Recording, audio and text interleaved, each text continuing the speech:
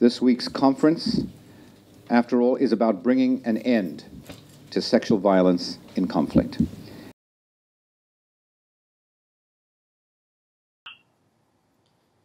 At about midnight on the fourth night, 2 people came into my room.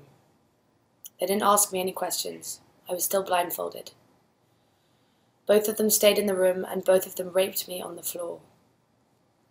I tried to fight them off, but they overpowered me and burnt me with cigarettes on my right arm and on my stomach. They were talking to each other in Sinhalese. They also had a hot wire of some sort, and they burnt me on my genital area. I was crying and screaming, and they were laughing at me while they raped me. I could smell alcohol on their breath. I just lay there all night. I was still blindfolded, and my hands were tied behind my back.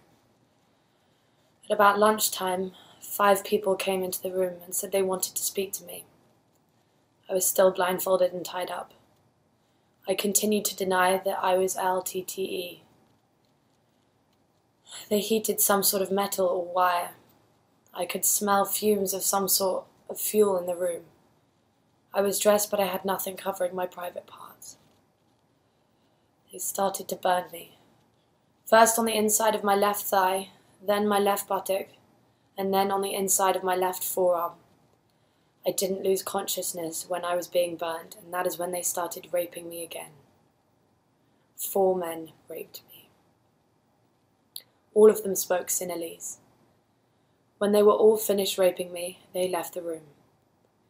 I was on the floor and couldn't get up. I was in a lot of pain and despair. No one came back to my room that day or night, and I was still tied up and couldn't even go to the toilet.